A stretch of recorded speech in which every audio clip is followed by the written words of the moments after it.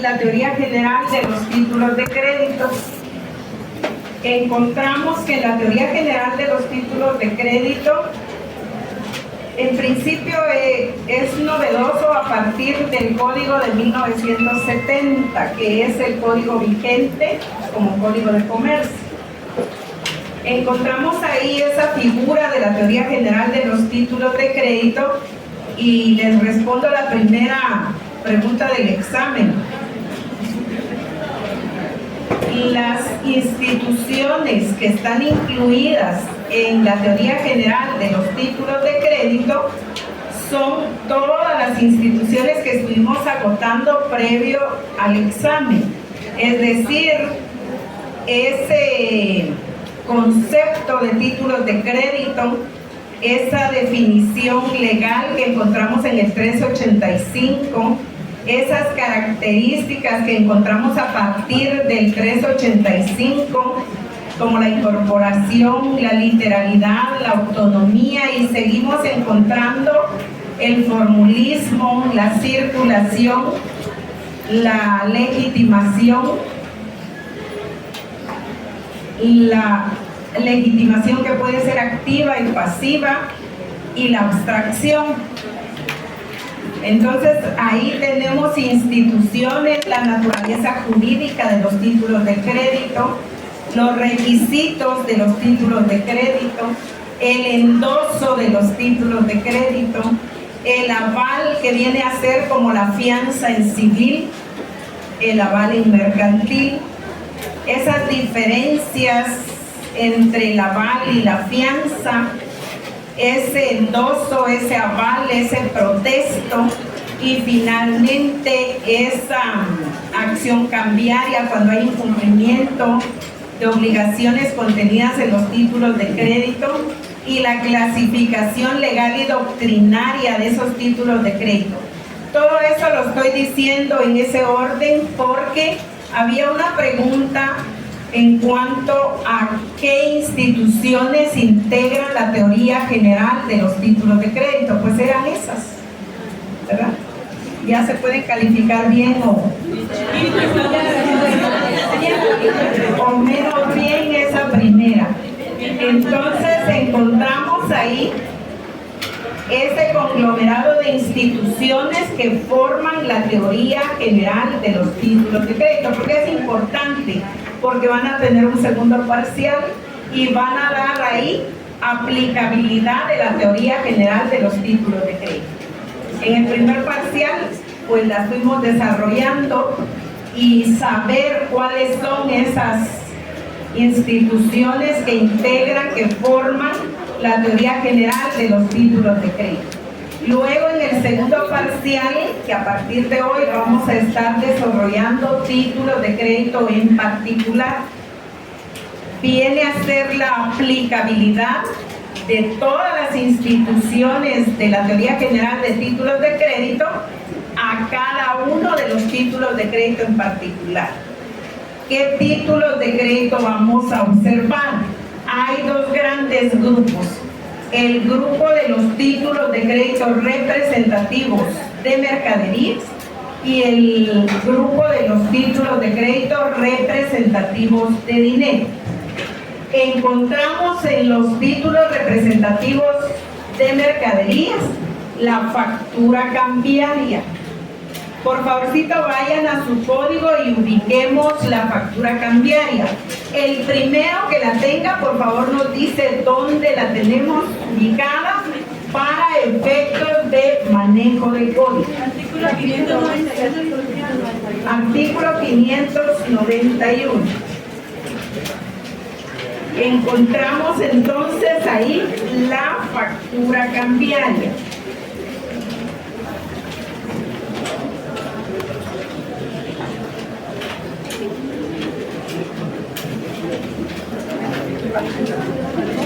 La factura cambiaria es un título de crédito representativo de dinero.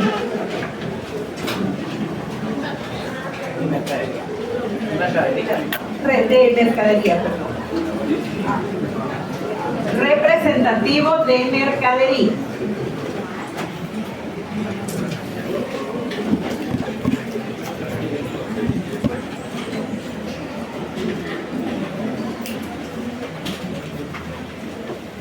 encontramos hoy por hoy que ese es un título de crédito representativo de mercadería. ¿Por qué decimos eso? Porque ustedes van a poder acreditar a través de una factura cambiaria la compraventa de mercaderías al crédito. Si las mercaderías fueron vendidas, fueron compradas al contado, eso no implica que les van a compulsar, que les van a extender una factura cambiaria. Esa es una factura de compra al contado o contable. Encontramos entonces que uno de los requisitos indispensables para hablar de la factura cambiaria es que la compraventa de productos o mercancías sea al crédito. Entonces esto implica que nos vamos al contrato de compraventa mercantil. Alguien que lo ubique, por favor, está en el libro 4. Es el primer contrato que vamos a encontrar.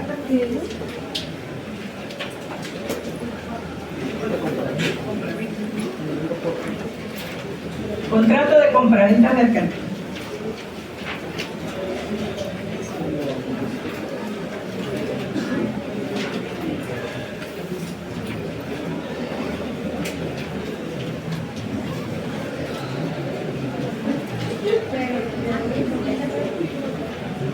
¿Alguien ya lo encontró?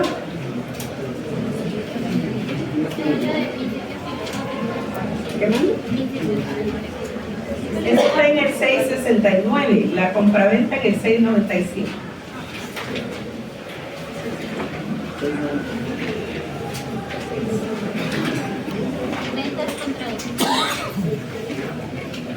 Encontramos entonces en el 695 la compraventa contra documentos, ¿verdad? Y la factura cambiaria es un documento. Los voy a molestar que tengan su código en soporte papel y sus leyes mercantiles conexas en soporte papel. ¿Por qué razón? Porque no han cambiado las reglas del juego. El examen técnico profesional requiere que ustedes tengan manejo de código y no pueden hacerlo si no tienen sus códigos. Si ustedes dirán, bueno, ya vamos a tener tiempo para estudiar en privado, pero eso significa que les va a llevar algunos años. Encontramos entonces su compraventa contra documentos. Ahí podemos encuadrar la factura cambiaria que está contenida en el 591. Es compraventa el contrato típico mercantil por el que una persona que se denomina vendedora transfiere mercancías, productos o bienes a otra persona que se denomina compradora a cambio de una contraprestación en dinero que debe recibir la parte vendedora. Entonces encontramos esa traslación de bienes en el caso de las mercancías y la contraprestación también de bienes, porque son bienes dinerarios. Sin embargo, ahí estamos ubicados en el contrato de compraventa mercantil.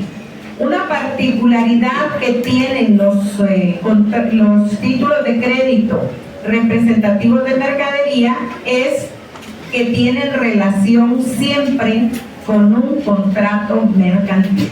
Entonces eso hace un poquito más complejos estos títulos de crédito. Sin embargo, ya para el siguiente mercantil ustedes llevan avanzado ese contenido. Encontramos entonces que, habiendo entendido la compraventa mercantil, donde hay un producto, hay un bien, hay una mercancía y hay una contraprestación en dinero que va a recibir el vendedor que transfiere la propiedad de esas mercancías, bienes o productos. Ahí estamos frente a un contrato típico mercantil, compraventa. ¿Cómo lo vamos a denominar para efectos de la factura cambiaria, que es la que nos interesa como título de crédito? La vamos a denominar compraventa mercantil al crédito. Eso es bueno que ustedes lo anoten, así para efectos de estudio lo tienen más resumido. Encontramos entonces que la compra-venta va a tener esos elementos personales o intersubjetivos que son el vendedor y el comprador. Va a tener ese elemento real que es el producto, la mercancía o los bienes, y como contraprestación el precio en dinero. Ese es el elemento real del contrato de compra-venta. Y finalmente tenemos el elemento formal, que son todos los requisitos, requerimientos que la ley establece para darle la forma legal al contrato de compra-venta. Debe ser sí y solo sí un contrato de compraventa mercantil al crédito el que le dé forma, el que le dé existencia a un título que vamos a denominar factura cambiaria. ¿Sí? Encontramos entonces la factura cambiaria. ¿Cómo es que vamos a estar ubicando la factura cambiaria hoy por hoy? La podemos encontrar de dos formas: la forma física, que es en soporte papel, o la forma electrónica. Recuerden, si ustedes, por eso decimos en los títulos de crédito en particular, vamos a darle aplicabilidad a la teoría general de los títulos de crédito. ¿Por qué les decimos esto? Porque ustedes agotaron ya la desmaterialización de los títulos de crédito. Y si encontramos una factura cambiaria en un soporte electrónico, vamos a encontrar ahí de una manera real la desmaterialización de los títulos de crédito. Aquí sería la desmaterialización de una factura cambiaria. Cuando encontramos la factura cambiaria desmaterializada, es decir, en un soporte electrónico, significa eso que la vamos a encontrar con una anotación en cuenta en un registro contable, tal cual lo establece la Ley del Mercado de Valores y Mercancías. Ahí está la desmaterialización. Encontramos así que esa anotación en cuenta, aquí hay contadores. No les voy a preguntar nada, con confianza. Los contadores entienden de las anotaciones en cuenta, porque es en un registro contable que se llevan las anotaciones en cuenta con rubros específicos, determinando qué títulos de crédito o qué otros documentos están desmaterializados y se identifican con una anotación en cuenta en los libros contables, independiente que sean libros como libros contables o que sean hojas movibles de contabilidad. Encontramos entonces la factura cambiaria. ¿Qué es la factura cambiaria? La factura cambiaria es un título de crédito representativo de mercaderías en donde está contenido un contrato de compraventa de mercancías al crédito. Si nosotros nos vamos al 591, alguien que nos lo lea, por favor.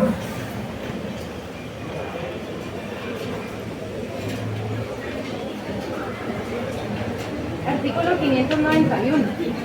La factura cambiaria es el título de crédito emitido en forma física o electrónica que en la compraventa de mercancías o en la prestación de servicios, el vendedor o prestatario de un servicio libra y entrega o remite al comprador o beneficiario de un servicio.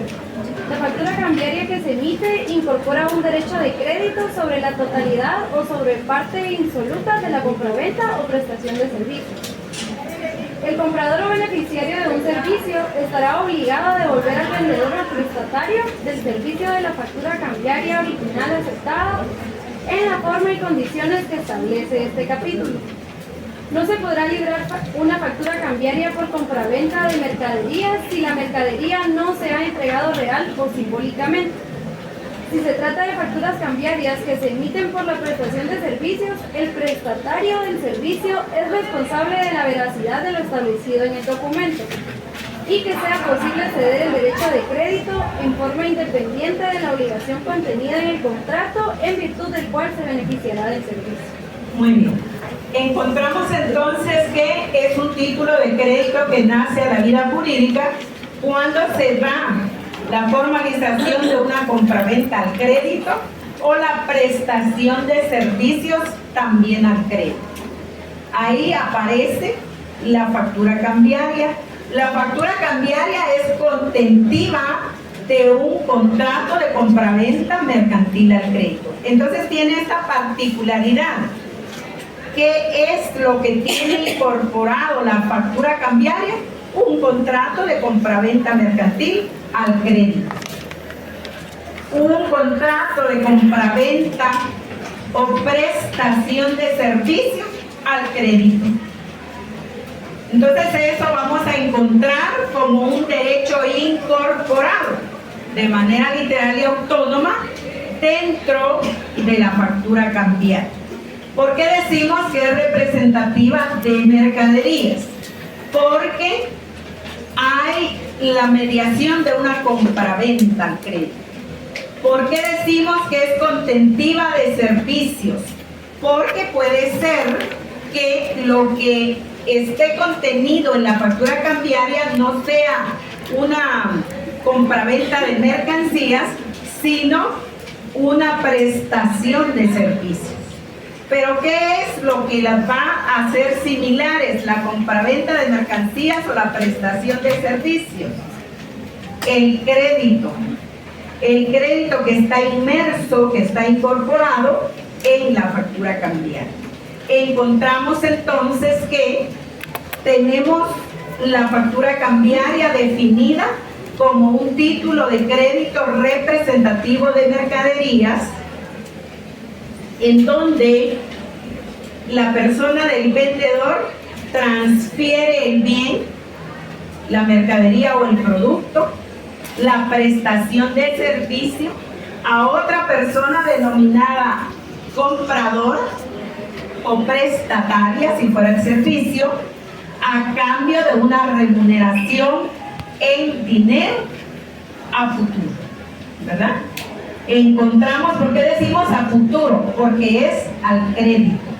Encontramos entonces que ese crédito es el que hace la creación de la factura cambiaria, ya sea por compraventa de bienes o por prestación de servicios, ya sea por compraventa de mercancías o prestación de servicios.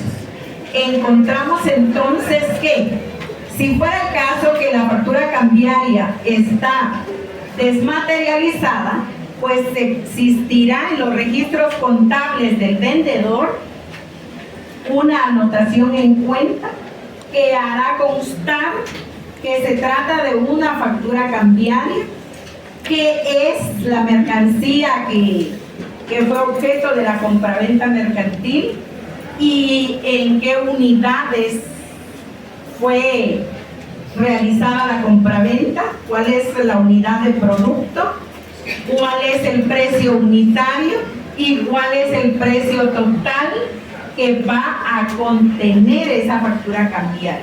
Ahí ya estamos entrando a los requisitos. Encontramos entonces que esa anotación en cuenta va a contener todos los requisitos que la ley establece para la factura cambiaria. ¿Por qué razón?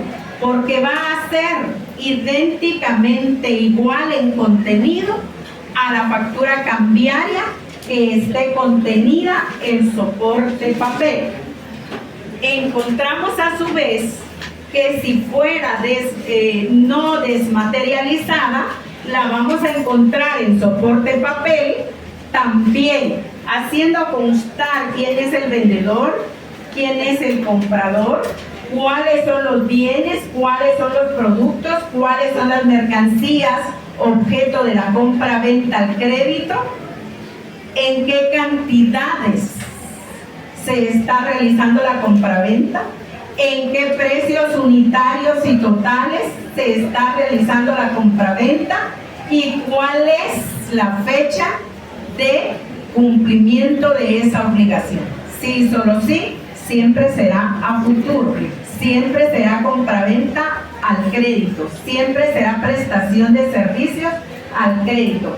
Entonces, si ustedes pueden observar, sea desmaterializada o no la factura cambiaria, siempre va a contener los mismos requisitos. ¿Por qué?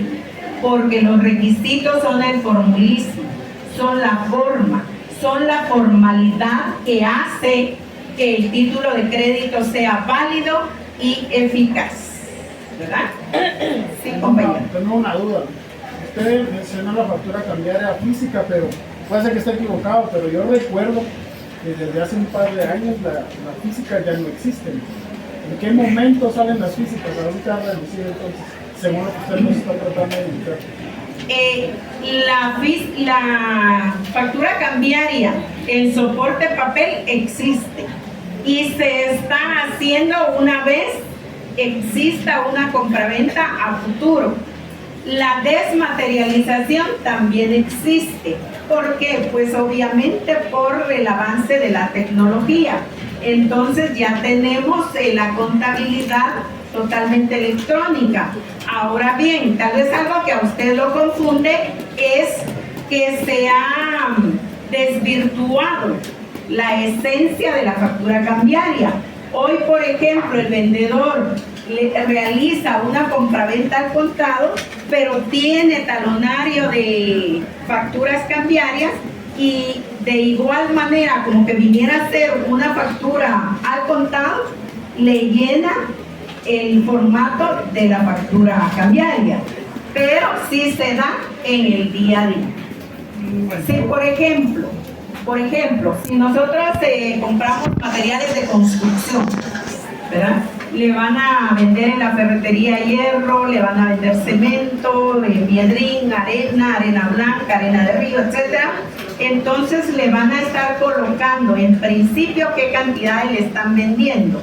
Enseguida, cuál es el precio unitario de esos productos. Y al final, cuál es la cantidad global que usted debe hacer efectiva de esa ferretería.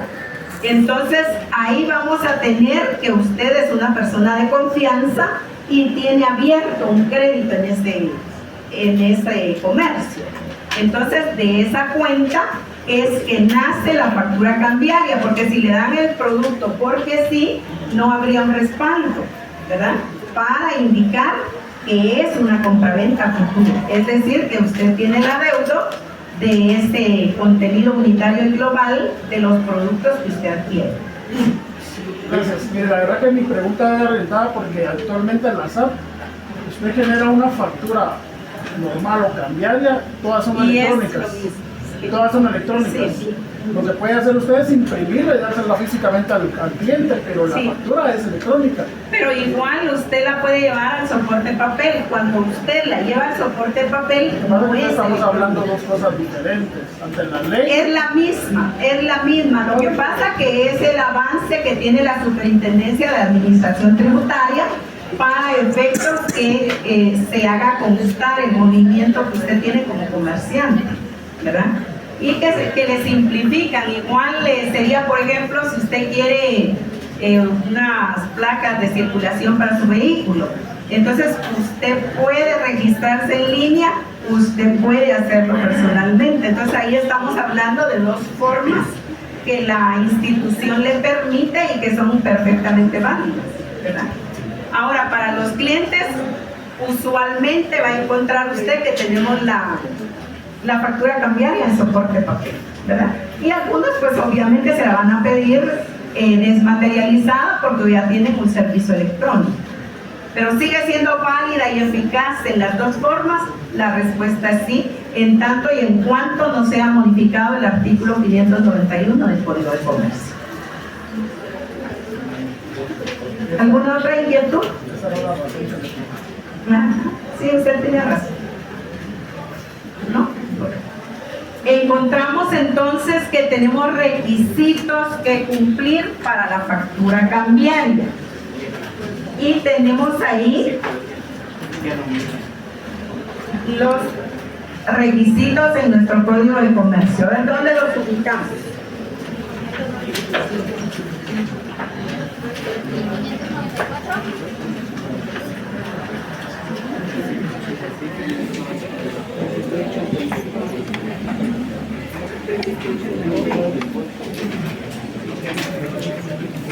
Vamos a encontrar requisitos. Primero, no nos vamos al 594, nos vamos al 386. 386, por favor. ¿Qué es lo primero que debe llevar un título de crédito? El nombre. El nombre. Entonces, en la parte superior siempre van a encontrar ustedes que se identifica como factura cambiaria. Ese es uno de los primeros requisitos. Si nos vamos al 386, ¿qué requisitos debemos agotar ahí? ¿Alguien que los lea, por favor? Por favor.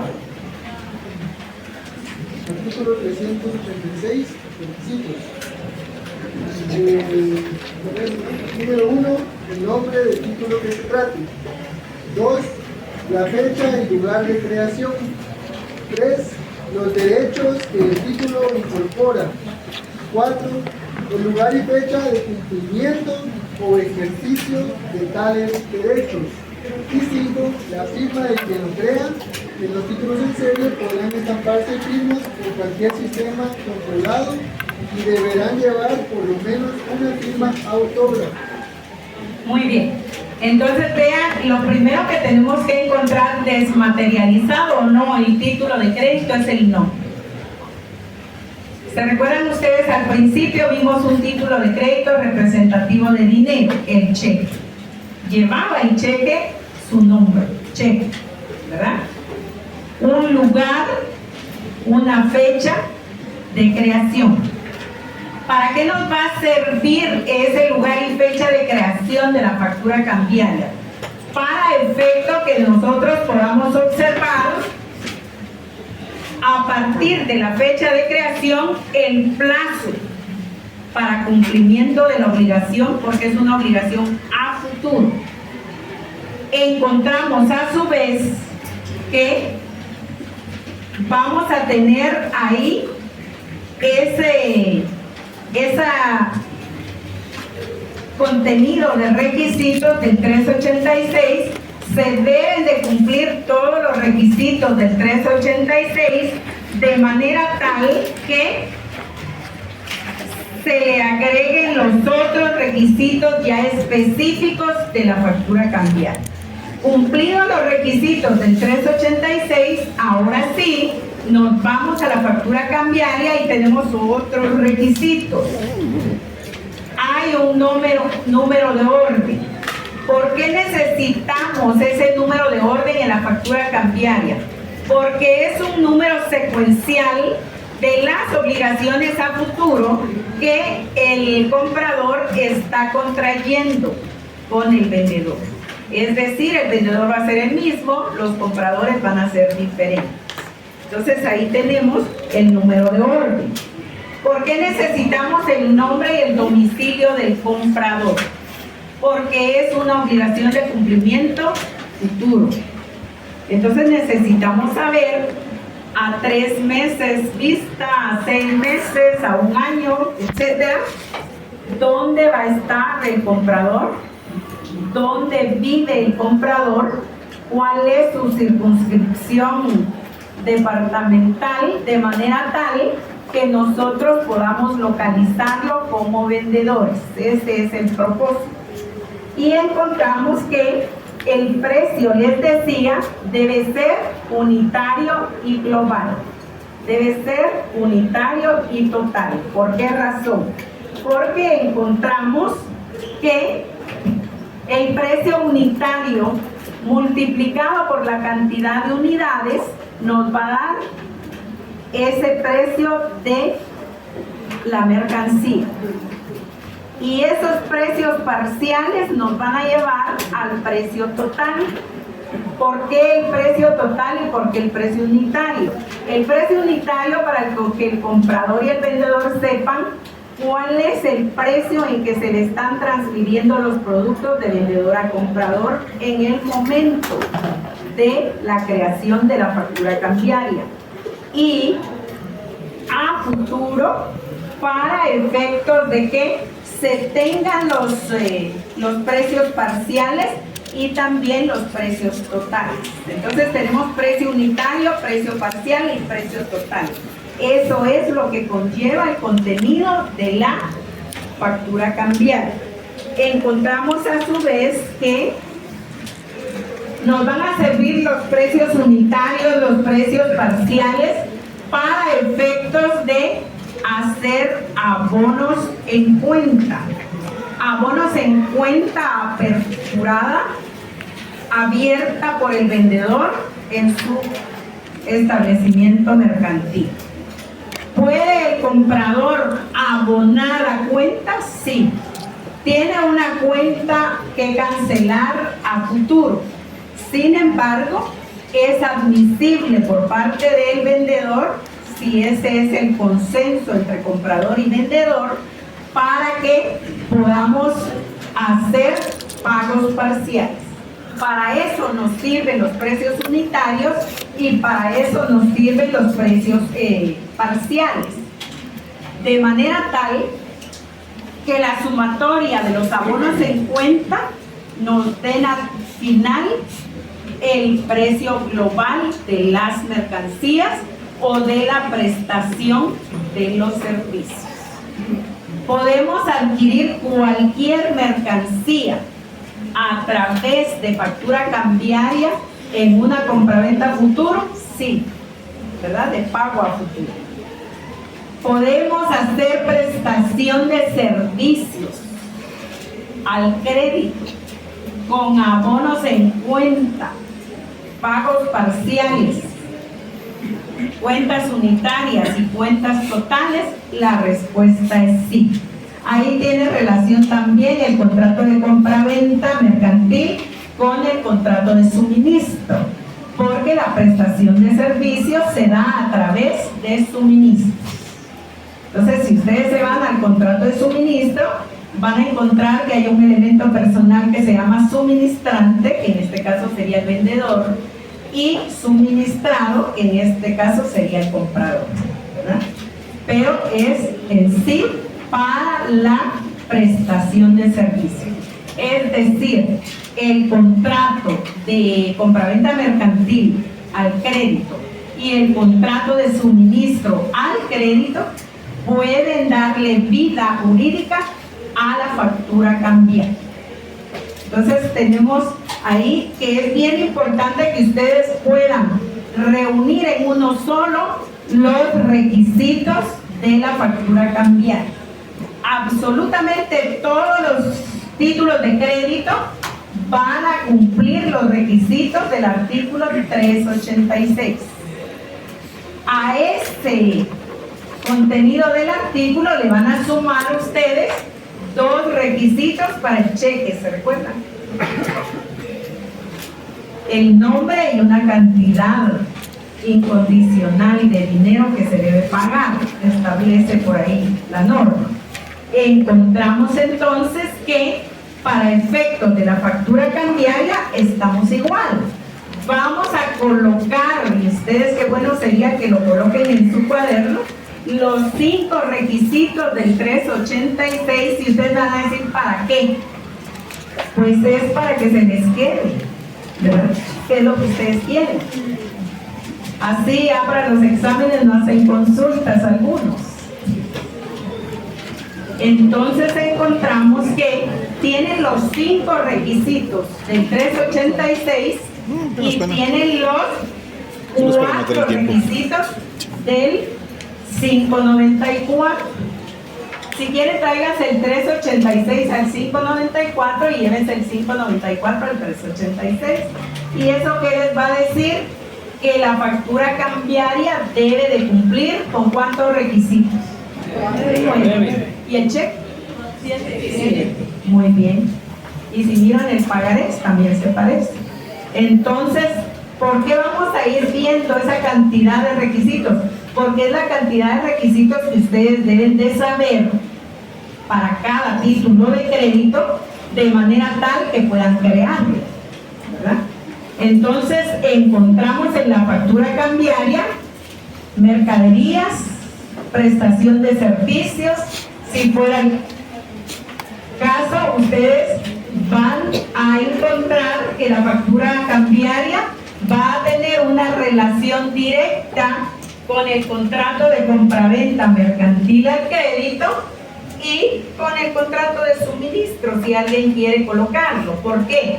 Porque va a haber prestación de servicios. ¿Pero qué hace igual la compraventa al crédito o la prestación de servicios? Pues el crédito, ¿verdad? Porque tanto las mercancías como los servicios se van a otorgar al crédito. Entonces, el comprador o prestatario de los servicios debe cumplir con la obligación a futuro. ¿Puede el vendedor recibir pagos parciales? La respuesta es sí. Abonos lo denomina la ley. ¿Puede pagar servicios por abonos? La respuesta es sí. Entonces, ¿qué hace? Igual a la compraventa de mercancías que a la prestación de servicios, el crédito. La prestación de servicios se va a otorgar al crédito. La compraventa se va a realizar al crédito. Y entonces ahí tenemos que están realizando esa actividad los elementos personales o intersubjetivos. El librador del título de crédito, que ya dijimos, es librador, girador o creador del título de crédito. En este caso la ley lo denomina librador, lo denomina vendedor en el contrato de compraventa, ¿verdad? Entonces, cuando hablemos del contrato, estamos hablando del vendedor, del comprador. Cuando hablemos del título de crédito, del librador o del librado, del creador o el obligado, ¿verdad? ¿Quién sería en este caso el librador? El vendedor. ¿Y quién sería el librado entonces? El comprador o el obligado, ¿verdad? Entonces tenemos ahí requisitos generales, requisitos especiales. Si tenemos 5 requisitos generales y 4 requisitos especiales, tenemos un total de 9 requisitos para la factura cambiaria, sea esta por mercaderías, sea esta por prestación de servicios. Encontramos que hay plazos que la ley establece. Hay aceptación en un momento determinado por parte del obligado. El obligado, cuando acepta la compraventa mercantil al crédito, se convierte en aceptante. Pero para que la aceptación tenga forma legal, debe devolver la factura cambiaria aceptada. Y para eso, la ley establece que debe haber la creación de la factura cambiaria, debe haber envío o entrega inmediata de la factura cambiaria, la cual puede ser de varias formas, y finalmente la devolución de la factura cambiaria aceptada. Si la factura cambiaria no es devuelta, se entenderá que no fue aceptada. Se puede enviar de manera directa o por interpósita persona. Encontramos entonces que quien va a crear la factura cambiaria es el vendedor. La va a crear tan pronto haga la entrega de la mercadería, y si no fuera el caso que la crea en ese momento de la entrega de la mercadería, va a tener un plazo que la ley establece para que la pueda crear. Otro plazo para que la pueda enviar y entregar. Y finalmente, un plazo de devolución. Encontramos entonces que se debe de cumplir con esos requisitos para que la factura cambiaria quede perfeccionada como tal. Y el comprador, el aceptante, el obligado, cumpla con la obligación a futuro, observando el plazo de la obligación a futuro a partir de la fecha de la creación. Encontramos entonces en la ley los plazos. ¿Alguien me puede indicar? Si el vendedor no crea la factura en el momento de la entrega de la mercancía, ¿qué plazo tiene para entregarla? ¿Qué plazo tiene para crearla? ¿Y qué plazo tiene para enviarla? ¿A quién? Al comprador. Alguien que nos dé ahí su... Para el envío 597. ¿Y qué plazo hay ahí? 20 días. 48 horas. No puede ser. Para crearla, ¿cuánto sería? A ver, alguien que nos lea la norma para que podamos entender. Solo que griten para que vean. Un término no mayor que 3 días. Un término de 15 días. ¿De? ¿Quién a quién? Comprador, perdón, del vendedor al comprador. No, del envío está de las 48 horas en el 596. Hay 3 días y después 48. Leamos la norma completa y los que no tenemos código escuchemos. O los que tienen ahí su móvil, ahí también tienen su código. Usted está pidiendo los plazos de devolución, ¿verdad? Creación. Creación.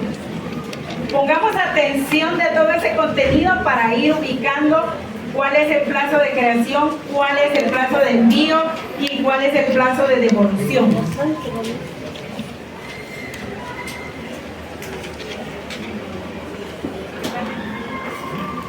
¿Quieres sortir? No, no tengo.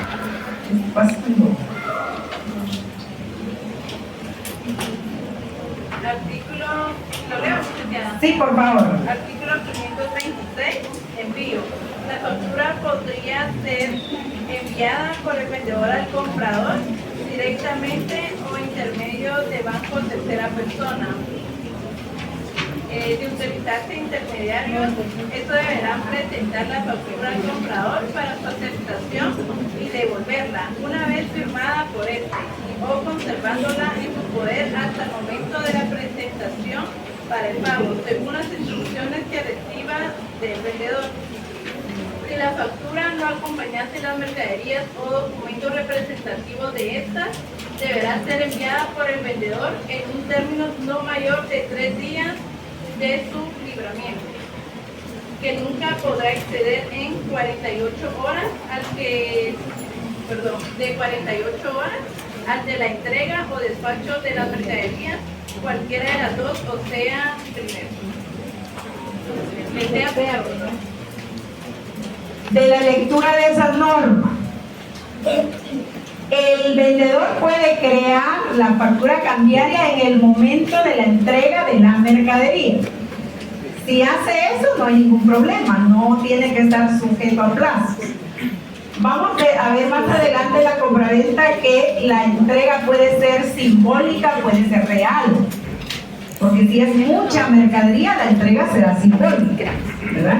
Y si no fuera, pues entonces puede ser real.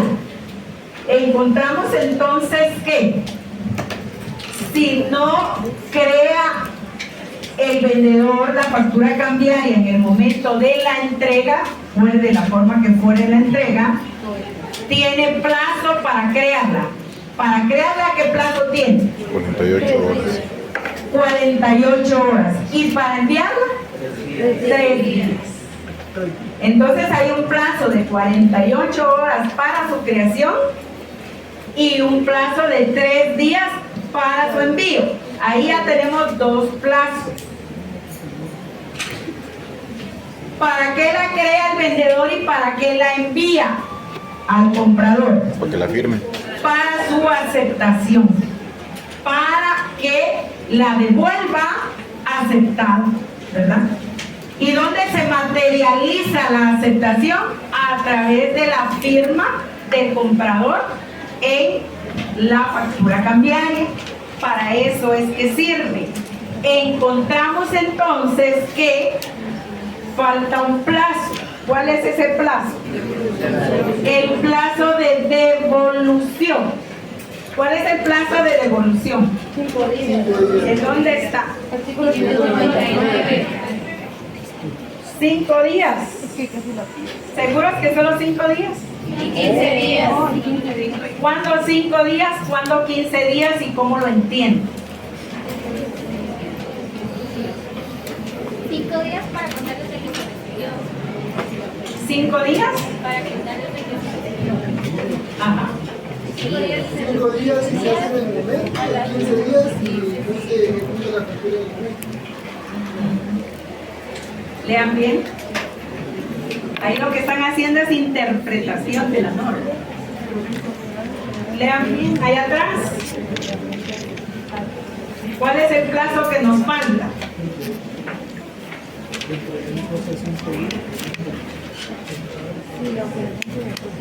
Traigan su código. De todos los códigos que han utilizado de comercio es el más complejo.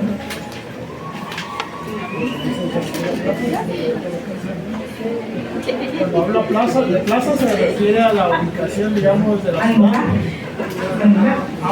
Sería 5 días en el lugar donde está ubicado el El comprador. vendedor y el comprador. Ambos. 15 días si fueran Si diferentes. fueran diferentes plazas. ¿Por qué la palabra plaza? Anteriormente no había mercados. Entonces, los mercados se realizaban, o la compraventa de bienes y servicios se realizaban en las plazas del lugar, en el parque, en una cancha de fútbol, etc. Y a eso se le llamaba plaza. Entonces, no cabe duda que por eso está el término 1970 ahí en el Código de Comercio. Encontramos entonces que quiere decir lugar, ¿verdad? Si el comprador y el vendedor están en el mismo lugar, entonces el plazo del comprador para devolver aceptada la factura es de 5 días. Y si están en diferente lugar el comprador y el vendedor, entonces el plazo es de 15 días. Esto usualmente es la circunscripción municipal o departamental, ¿verdad? Yo creo que por ahí venía su duda, Exacto. por eso no se la resolvía todavía.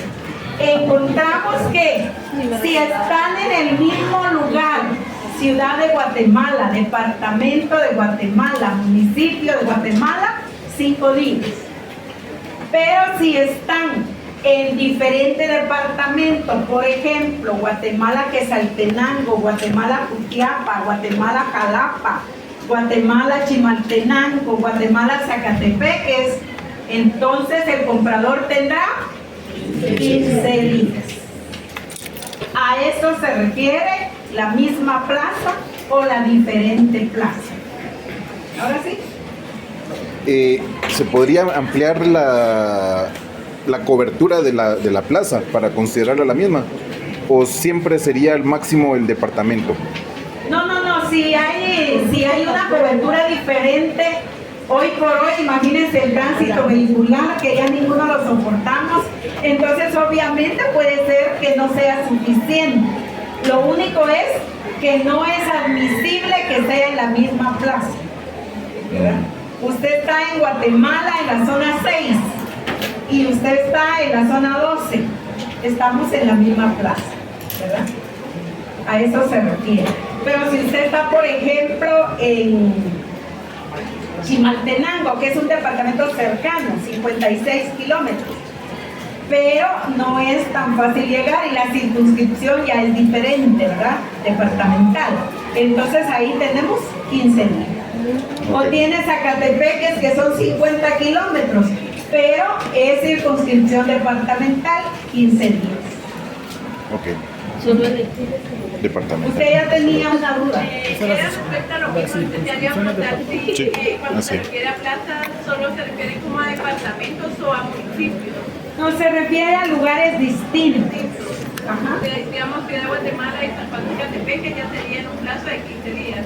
Y depende de la circunscripción municipal de cada departamento. Además, les pongo un ejemplo. Por ejemplo, ustedes van a Flores, Petén, y solo se cruzan una calle y están en San Benito, ¿verdad? Son municipios diferentes, entonces ahí aplica el departamento, la circunscripción, ¿verdad? Porque imagínense, está de este lado es Ciudad Flores, ¿verdad? Y está de este lado es San Benito, ¿verdad? Y así podríamos hablar de otros municipios de Petén. Siempre se aplicarían los 15 días, entonces. Ajá. Estaríamos hablando de que están en lugares diferentes, ¿verdad? Aunque usted solo se cruza la calle. Ok. Porque dice plazas diferentes. ¿Qué quiere decir? Lugares diferentes. Y entonces de aquí de este lado es Flores y de este lado es San Benito. Y los divide una calle. Pero son plazas diferentes, ¿verdad? Y entonces ahí tenemos los plazos, ¿verdad? Encontramos entonces que la misma plaza, el comprador acepta la factura y la devuelve en el plazo de 5 días. Distinta plaza, diferente plaza, el comprador acepta la factura cambiaria y la devuelve en el plazo de 15 días. Entonces ahí estamos frente a los plazos. Ahora bien, el protesto. El protesto es una figura de la teoría general de los títulos de crédito que nos sirve para preparar, para perfeccionar el título de crédito de manera tal que cumpla con los requisitos que la ley establece para obligar al cumplimiento de la obligación contenida en esos títulos de crédito. Cuando decimos obligar al cumplimiento de la obligación, estamos indicando que es de manera forzosa por medio de la vía procesal, ¿verdad? Entonces vamos a ir a tribunales, quiere decir eso. Y significa entonces que para efecto de la factura cambiaria, el protesto se va a dar por la falta de aceptación o por la falta de pago. ¿Por qué razón por la falta de aceptación? Porque si una factura cambiaria no es aceptada, se presume que no va a ser pagada, ¿verdad? Y entonces yo puedo protestar por falta de aceptación. ¿Por qué en ese momento no puedo protestar por falta de pago? Porque hace falta el plazo, porque es a futuro el cumplimiento de la obligación. Pero como hay presunción de incumplimiento, entonces la ley establece que es procedente el protesto por falta de aceptación. Porque si usted no la acepta, ¿qué quiere decir? Que no la va a pagar, ¿verdad? Entonces, ahí hay protesto por falta de aceptación y protesto por falta de pago. Si un título de crédito debiendo ser protestado no se protesta, aparece la figura de la caducidad sustantiva. Eso es muy importante. ¿Por qué razón? Porque se tiene un plazo para protestar los títulos de crédito que son susceptibles de protesta. Y si no se realiza dentro del plazo, no se puede realizar después. Por eso la doctrina establece que nace a la vida jurídica la caducidad sustantiva. Ustedes a lo mejor han oído la caducidad procesal, ¿verdad? Que aplica como una excepción, 116 procesal civil y mercantil, ahí está la caducidad. Entonces, no se protesta el título de crédito inmediatamente vencido el plazo que se tiene para el protesto, nace la caducidad sustantiva o administrativa, lo denomina la doctrina. Entonces ahí tenemos ya que no podemos protestarlo posteriormente, porque no lo hicimos dentro del plazo que la ley establece. La caducidad sustantiva es muy importante que la estudien de la mano con la caducidad procesal. La caducidad sustantiva recibe el nombre de caducidad administrativa y la caducidad procesal también recibe el nombre de caducidad de instancia. Por falta de situación, vamos a encontrar que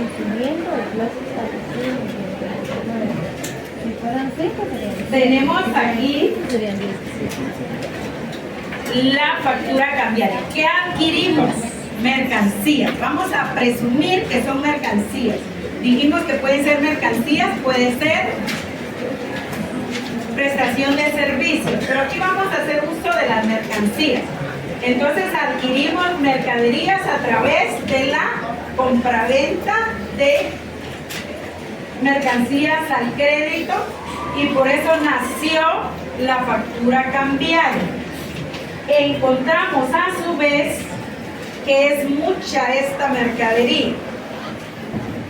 Esta mercadería, ya dijimos, tiene un precio unitario, tiene un precio total, pero vamos a presumir que es mucha mercadería. Y entonces necesitamos resguardarla. Pero para resguardarla necesitamos llevarla del vendedor al comprador. Entonces necesitamos un contrato. ¿Qué contrato sería ese? No, y el de compraventa ya está aquí. Pero antes de almacenar, transportar. Entonces necesitamos un contrato de transporte.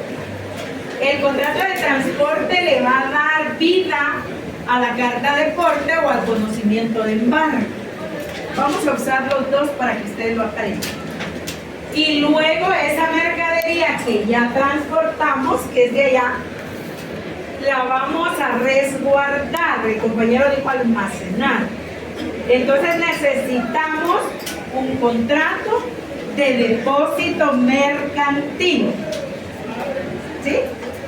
Y el contrato de depósito mercantil le va a dar vida a un certificado de depósito y a un bono de prenda. Miren, ahí llevamos un título de crédito, carta de porte 2, conocimiento de embarque 3, certificado de depósito 4 y bono de prenda 5. Si nos da tiempo todavía veremos el segundo. Y entonces encontramos que aquí están resumidos entonces los títulos de crédito representativos de mercadería. ¿Cuáles son?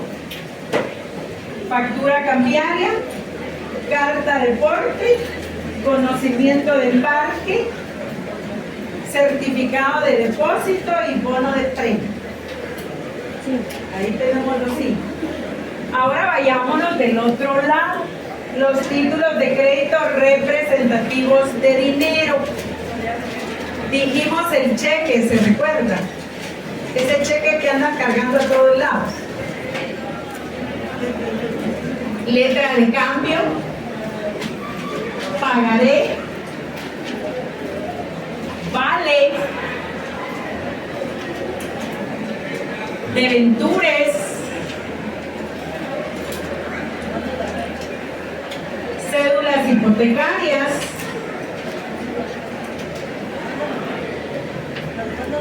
Los bonos bancarios y los certificados financieros. Muy bien. Entonces tenemos aquí esos títulos de crédito representativos de dinero. Con que hoy se les quede la factura cambiaria y los títulos de crédito representativos de mercaderías con su nombre, y por el otro lado el gran grupo de títulos de crédito representativos de dinero, que ya lo dijimos, y que se les quede hoy su nombre, pues ya será bastante. Siga soñando.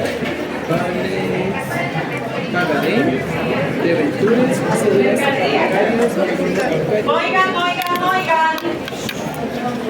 Representativos de mercaderías están pidiendo. Factura cambiaria. Carta de porte. Conocimiento de embarque. Certificado de depósito y bono de prenda. Todos los que no mencionamos, por favor los escribe usted de este lado en su cuaderno, en sus apuntamientos que tiene por ahí en su móvil o donde copie usted. Los representativos de dinero.